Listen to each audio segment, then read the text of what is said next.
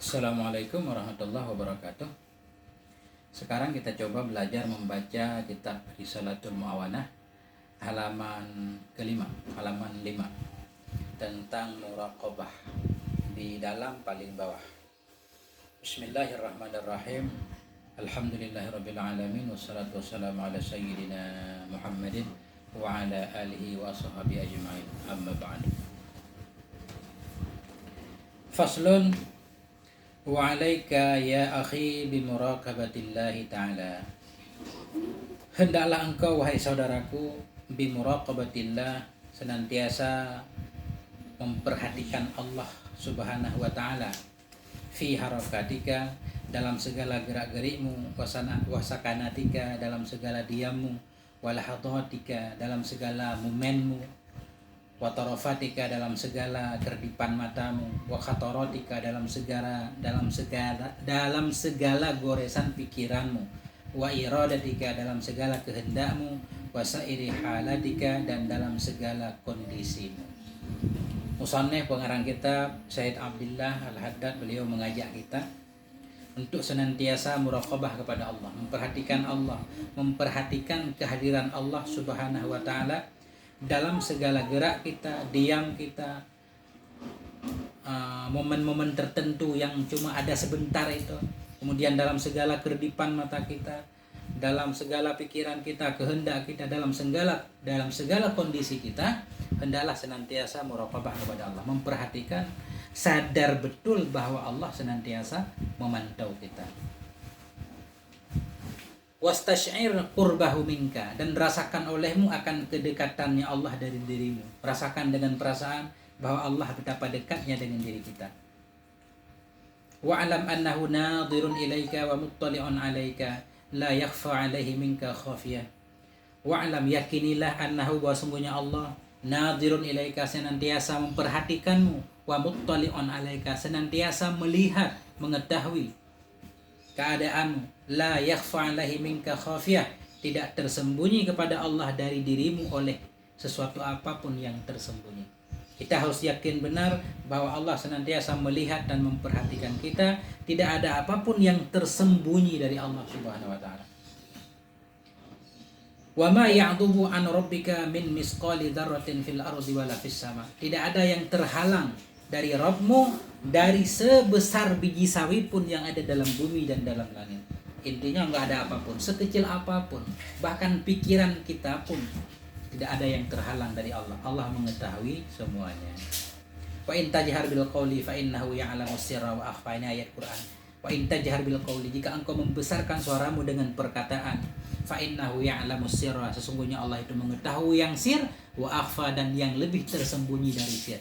Yang belum kita ucapkan saja, bahkan yang belum kita niatkan, Allah sudah mengetahuinya. Wa huwa ma'aka aina ma kunta, dan Allah itu senantiasa bersamamu aina ma kunta, dimanapun kamu berada. Ini kita juga harus yakin bahwa Allah senantiasa bersama kita dimanapun kita berada. Bukan bersamaan dalam arti bersama zatnya Allah, seperti pemahaman Allah ada di mana-mana, bukan seperti itu maksudnya di sini. Maksudnya di sini wa huwa ma'aka aina ma kunta, Allah bersamamu dimanapun kamu berada, bil ilmi wal ihatati wal iqtidari, dengan pengetahuannya, dengan liputannya, dan dengan kuasanya. Artinya dimanapun kita berada, Allah mengetahui kondisi kita, Allah meliputi diri kita, wal iqtidar, Allah menguasai kita. Kita tidak bisa sedetik pun keluar dari kekuasaan Allah Subhanahu wa taala. Wa yadulluka ma'al hidayati wal i'anati wal hifdhi in kunta minal abrar. Artinya Allah menunjukkan Ia akan dirimu bersama petunjuk, hidayah, wal i'anah, pertolongan, wal hifdhi, penjagaan, in kunta minal abrar, jika engkau ada dari golongan orang-orang yang berbuat baik. Arti Allah bersama kita di sini, Allah senantiasa memberi petunjuk kepada kita, memberi pertolongannya, menjaga kita ketika kita menjadi orang baik. Fastahi min maulaka haqqal haya, maka malulah olehmu dari Tuhanmu akan sebenar-benarnya malu. Beliau mengajak kita supaya kita malu kepada Allah. Malu dalam arti malu melanggar perintahnya, malu untuk harus terjatuh ke dalam larangan-larangannya.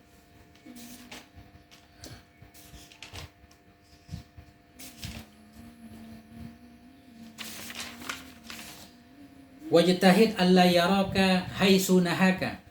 Dan bersungguh-sungguhlah bahwa tidak melihat ianya Allah akan dirimu haitsu pada tempat nahaka yang melarang ianya Allah akan dirimu. Kita harus bersungguh-sungguh berusaha supaya Allah tidak sampai melihat kita berada pada tempat yang dilarang. Ada tempat-tempat maksiat yang kita dilarang untuk datang kepadanya. Jangan sampai Allah melihat kita berada di situ. Wala yafkaduka haitsu amaraka. Dan tidak mendapatkan ia akan dirimu di tempat yang dia memerintahkan ia akannya dirimu. Nah, kita harus bersungguh-sungguh berusaha jangan sampai kita nggak kelihatan pada tempat yang Allah menganjurkan kita berada di situ. Wa ala sabilil misal, sebagai contoh misalkan hari Jumat. Duhur Allah memerintahkan kita laki-laki yang sudah balik berakal supaya berada di masjid. Nah, jangan sampai kita nggak kelihatan di masjid, malah kelihatan di pasar, berdagang dan seterusnya. Itu bisa kita kiaskan sendiri. Artinya jangan sampai kita nggak ada di tempat yang Allah menganjurkan supaya kita ada di situ.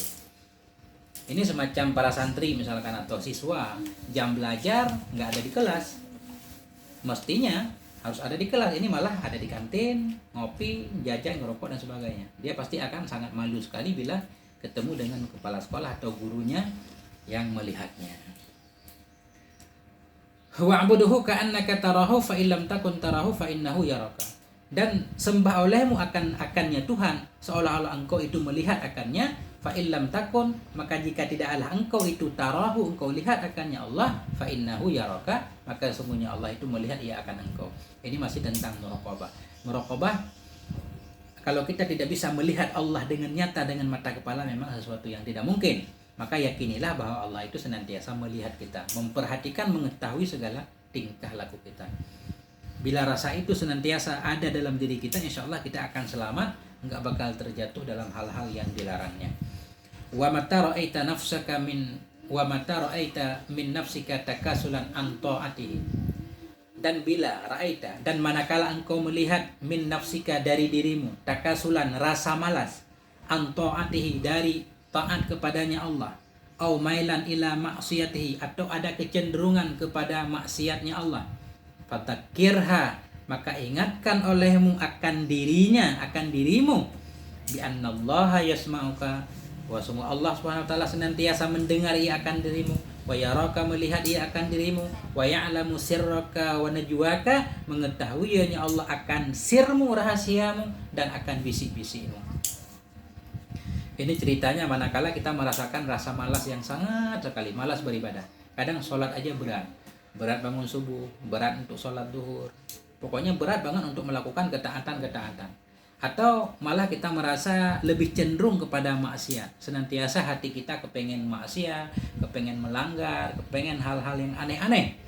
Ketika itu beliau menganjurkan supaya kita mengingatkan diri kita, fatakirha, maka ingatkan olehmu akan dirimu. Kita ingatkan diri kita bahwa sungguh Allah senantiasa mendengarmu, Allah mendengar segala ucapan kita, Allah melihat segala tingkah laku kita, Allah mengetahui isi hati kita, Allah mengetahui bisik-bisik kita, rencana jahat kita Allah tahu. Kita peringati diri kita sendiri dengan harapan supaya diri kita menjadi sadar.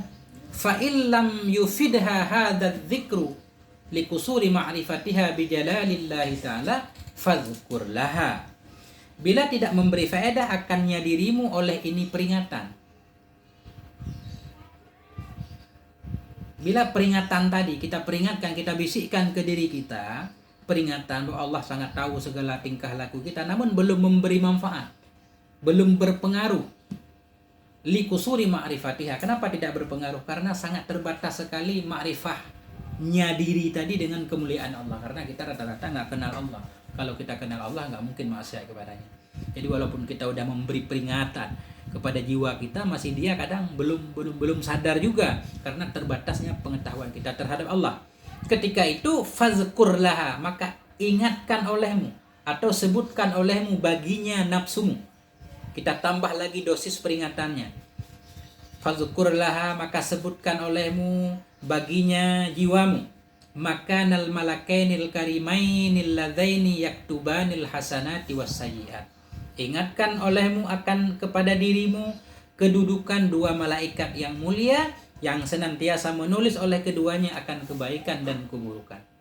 Coba kita tambah lagi, wahai diriku, tidaklah kita sadar bahwa di kiri kanan kita senantiasa ada dua malaikat yang mulia, Raqib dan Atid, yang senantiasa memantau kita, merekam segala ucapan, segala tingkah laku, segala kebaikan dan keburukan yang kita lakukan. Watlu 'alaiha, dan bacakan olehmu kepadanya diri. Beliau menyuruh kita untuk membaca ayat Allah. Apa yang harus kita baca? Idh yatalaqqal mutalaqqiyani 'anil yamini wa 'anil shimali qa'id ma yalfidhu min qawlin illa ladaihi raqibun 'atid. Ketika bertemulah oleh dua yang bertemu. Ketika malaikat di kiri dan kanan, malaikat penulis kebaikan dan penulis keburukan bertemu. 'Anil yamini wa 'anil shimali qa'id. Dari kiri, dari kanan dan kiri itu mereka duduk. Anil yamin khabar muqaddam. Anil shimal ataf kepada anil yamin, qa'idun mubtada muakhar. Ketika malaikat yang di kiri dan di kanan itu duduk, ma yalfidhu min qaulin, tidak melafadzkan ianya seseorang min qaulin, dari satu perkataan, illa ladaihi raqibun atid, melainkan pada sisinya itu ada raqib, pengintip. Ada malaikat yang selalu mengintip, atau namanya raqib dan atid. Nah, artinya kita bacakan ayat itu, kita resapi terhadap diri kita. Sadar enggak dia? Ketika dia membandel, malas untuk melaksanakan taat, malah pengen maksiat, bacakan ayat ini. Kita lihat bagaimana reaksinya. Bayangkan segala yang kita lakukan, segala yang kita niatkan, yang kita rencanakan, semua direkam oleh dua malaikat tadi. Fa illam tata'assar bihadat tadhkir, maka jika belum terpengaruh ianya jiwa dengan ini peringatan. Nah, jiwa kita udah benar-benar keras ini, peringatan itu belum mempan. Fadhkur laha qurbal maut, maka sebutkan olehmu baginya jiwa akan dekatnya kematian. Tambah lagi dosisnya. Ingatlah kematian itu sangat dekat sekali. Wa annahu aqrabu ghaibin yuntadhar, dan bahwa sungguhnya kematian itu aqrabu ghaibin, perkara gaib yang paling dekat dengan kita dan yang selalu dinanti-nanti. Kita ingatkan kepada diri kita bahwa kematian itu sangat dekat. Dia sangat dekat sekali dengan diri kita, karena dekat dalam artian dia bisa datang kapan saja. Karena untuk mati itu nggak harus tua dan nggak harus sakit dulu. Siapapun boleh mati. Banyak orang yang mati dalam keadaan sehat walafiat. Disebut sangat dekat gimana? Karena bisa datang kapan saja, itu dekat. Setiap yang datangnya pasti itu disebut dekat. Karena kiamat itu pasti datangnya, makanya dalam Al-Quran iqtarabas sa'ah, telah dekatlah kiamat. Dari zaman dulu udah dekat. Arti dekat itu pasti datang. Yang jauh itu yang tidak pasti. Wa khawifha bihujumihi ala ghairika, dan takuti olehmu akannya diri dengan datangnya kematian kepada selainmu. Kita nasihati diri kita sendiri. Coba lihat orang-orang di sekitarmu, teman-temanmu yang sebaya denganmu, yang satu sekolah denganmu, sudah banyak yang meninggal, yang berangkat duluan. Kamu akan tiba gilirannya. Coba kita takuti diri kita supaya timbul ketakutan dan kesadaran. Wa innahu mata nadzala biha wa hiya ala halatin ghairi mardiyah tanqalibu bi khusranin la akhirala. Karena bahwa sungguhnya kematian mata nadzala, manakala datang ia dengannya jiwa, wahia, dan bermulanya jiwa itu dalam halatin ala halatin ghairi mardiyah, dalam kondisi yang tidak diridhai, pangkalibu, berbalik ia datang menuju Allah bi khusranin, dengan membawa kerugian la akhiralah, kerugian yang tidak ada akhir baginya kerugian. Jadi kita ingatkan lagi, kematian bila sudah datang kepada seseorang, sementara kita ketika datang kematian dalam kondisi sangat jelek, dalam kondisi maksiat, maka kita akan datang menemui Allah dengan membawa kerugian yang tidak bisa dihitung, kerugian yang tidak akan pernah berakhir. Kita takuti diri kita sendiri. Fa illam yanfa'ha hadat takhwif fadhkur laha ma wa'adallahu bihi man ata'ahu minas sawabil azim. Maka bila tidak bermanfaat akannya jiwa oleh ini peringatan tentang kematian juga belum terpengaruh, belum membuat diri kita terpengaruh atau sadar, fadhkurlah, sebutkan olehmu baginya jiwa. Tambah lagi dosisnya. Kita sebutkan apa-apa yang telah dijanjikan oleh Allah dengannya terhadap orang-orang at-ta'ahu, orang-orang yang taat ia kepadanya Allah, minas sawabil azim, daripada pahala yang besar. Kita ingat lagi bagaimana janji Allah, bila kita melakukan kebaikan sekarang, kita meninggal, surga menanti kita. wa ma tawa'ada bihi man asahu minal azabil alim, dan apa-apa yang mengancam ianya Allah dengannya akan orang-orang asahu yang maksiat ia kepadanya Allah minal azabil alim, daripada azab yang pedih. Ya, kita mengingatkan juga kepada diri kita bagaimana ancaman Allah dalam Al-Quran terhadap orang-orang yang maksiat, terhadap orang-orang yang selalu menantang perintahnya, melanggar aturannya. Bagaimana Allah telah menyediakan azab yang sangat pedih sekali.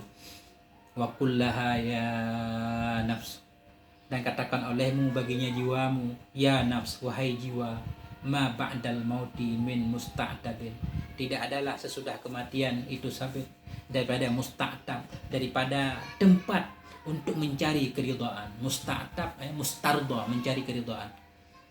Enggak ada sesudah kematian datang, enggak ada peluang lagi enggak ada kesempatan lagi untuk kita mencari ridha Allah di sana, enggak ada.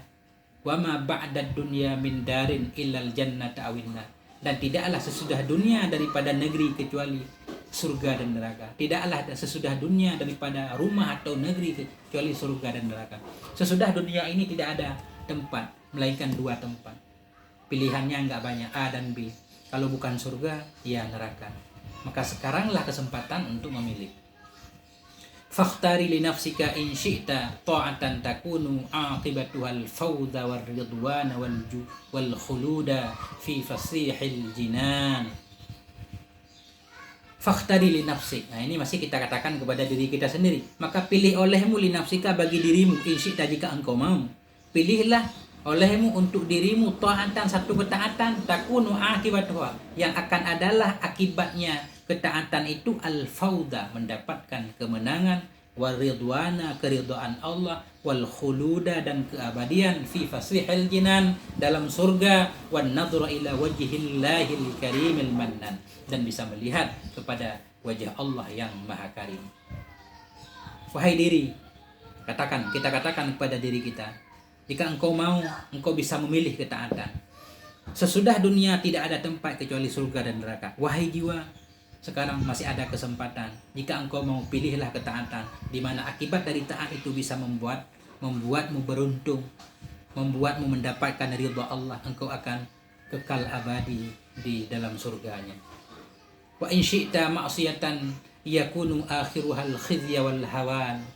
Dan jika engkau kepengen, pilihlah kemaksiatan, yang akan adalah akhirnya kemaksiatan itu al khizya wal hawan, kehinaan.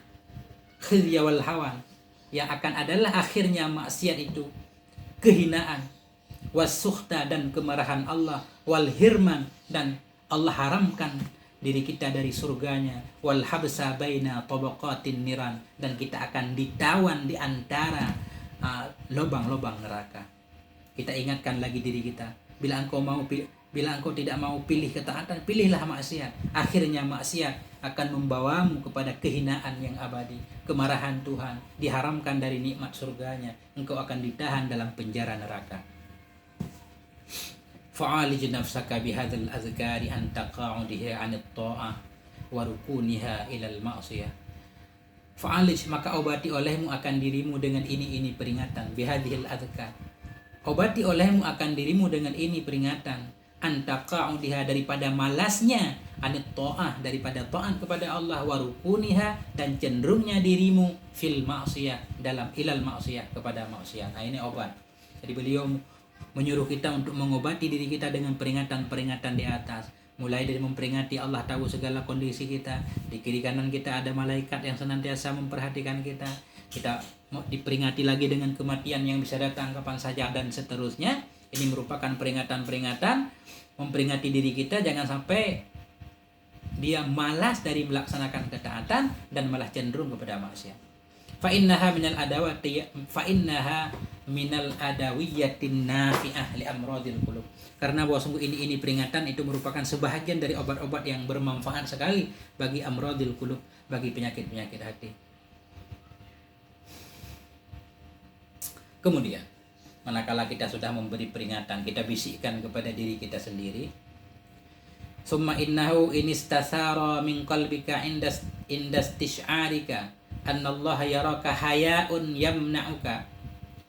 Kemudian innahu, bahwa sungguh hal-wasyik, inistasara, jika timbul dari hatimu, indastish'arika, Kemudian jika timbul dari hatimu ketika merasanya dirimu, bahwa sungguh Allah yaraka, bahwa sungguh Allah itu melihat akan dirimu.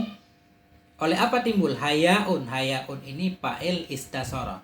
Maka jika timbul ketika hati kita merasakan Allah melihat segala tingkah laku kita, timbul dalam diri kita oleh hayaun yam'anuka, oleh rasa malu yang menghalangi ianya malu akan dirimu an mukhalafati, daripada menyalahinya Allah. Wa yahmiluka, rasa malu yang mendorong ia akan engkau alat tashmiri, untuk segera bergegas fi ta'atihi, dalam mentaatinya Allah. Fa indaka syai'un min haqaiqil muraqabah, maka di sisimu itu ada sesuatu daripada hakikat-hakikat muraqabah.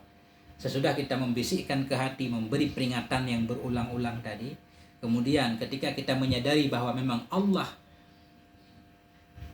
senantiasa memantau kehidupan kita, dari rasa itu timbul rasa malu yang menghalangi kita untuk maksiat, atau timbul rasa malu yang mendorong kita untuk segera berangkat melaksanakan ketaatan. Bila rasa malu itu masih timbul, itu menunjukkan kita masih ada sedikit muraqabah.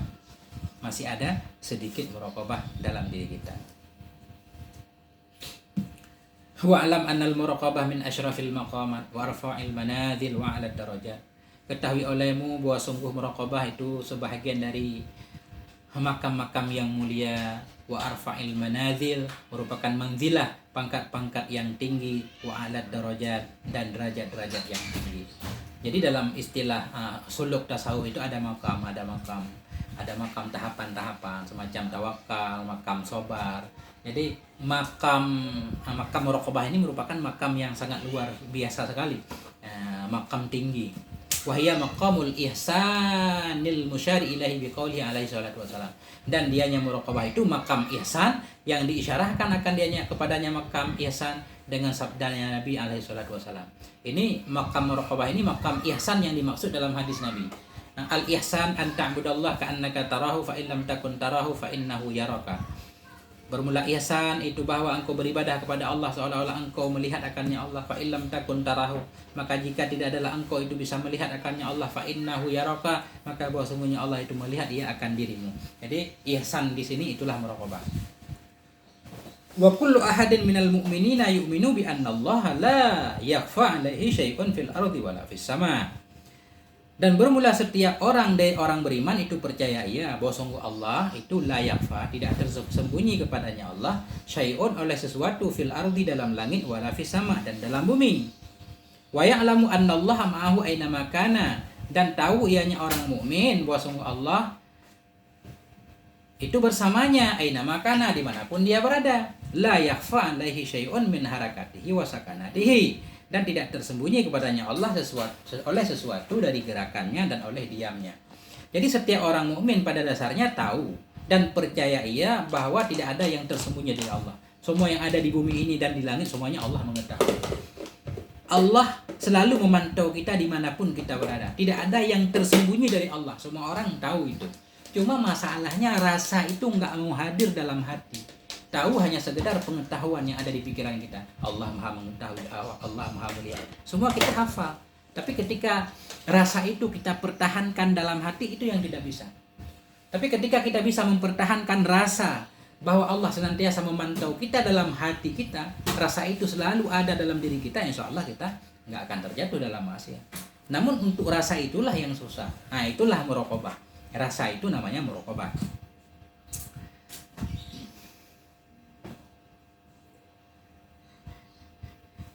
Walakinna sya'na fi dawami hadzal masyhad wa husula samaratihi allati awwaluha alla ya'mala fi ma bainahu wa bainallahi amalan yastahi ayyarahu alaihi rajulun minas solihin.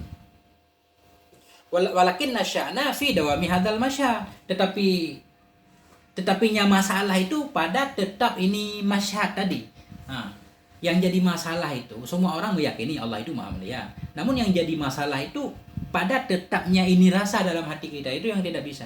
Wa husula samaratihi, tetapinya masalah itu pada hasilnya buah rasa itu. Buah allati awaluha, yang bermula awalnya buah itu Allah ya'mala, tidak beramal ia pada ma diantaranya dan di antara Allah amalan yastahi, satu perbuatan yang malu ia, ayyarahu alaihi rajulun, melihat akannya di atasnya oleh rajulun minas solihin, oleh seorang laki-laki daripada para orang soleh.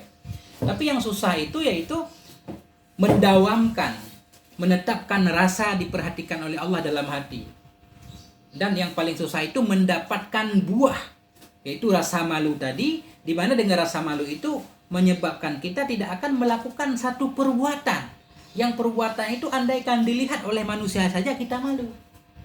Ada perbuatan-perbuatan tertentu bila dilihat oleh orang lain kita malu, kita tidak akan berani melakukannya di depan oleh orang lain. Nah, bila rasa malu itu ada, malu kita kepada Allah, insya Allah ketika kita berada dimanapun tidak akan melakukan pelanggaran-pelanggaran. Nah, itu maksudnya.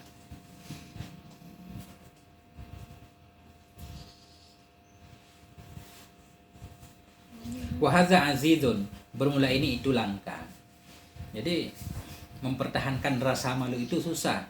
Paling malu depan orang, ketika kita sendiri kita nggak malu. Wama wara'ahu azuminhu, dan yang sesudahnya, yang di belakang ini itu lebih susah lagi darinya ini. Ila yasirul amdu fi akhiril amri mustaghrikan billahi ta'ala, hingga bahwa jadilah hamba pada akhir urusannya itu tenggelam dengan Allah. Untuk sampai kepada tingkatan kita tidak merasakan apapun, tidak terpengaruh dengan apapun selain Allah, itu lebih sukar lagi. Wahaza azidun, ini susah katanya tadi, langka. Wama wara'ahu antuminhu, yang di belakangnya sesudah derajat ini itu lebih susah lagi. Ila ayyasiral abdu, hingga jadilah seorang hamba pada akhir urusannya itu mustaghriqan, tenggelam ia billahi ta'ala, dengan Allah subhanahu wa ta'ala, wa faniyan amma siwahu, dan fana ia, lenyap ia dari barang selainnya Allah. Qad ghaba anil khalqi, sungguh telah gaib ia daripada makhluk, bisyuhudil haqqi, dengan musyahadahnya Allah subhanahu wa ta'ala. Wal tahaqa bimaq'adi sidqin 'inda malikin muqtadir, dan terhubung ia bimaq'adi sidqin, dengan tempat duduk yang mulia, 'inda malikin muqtadir.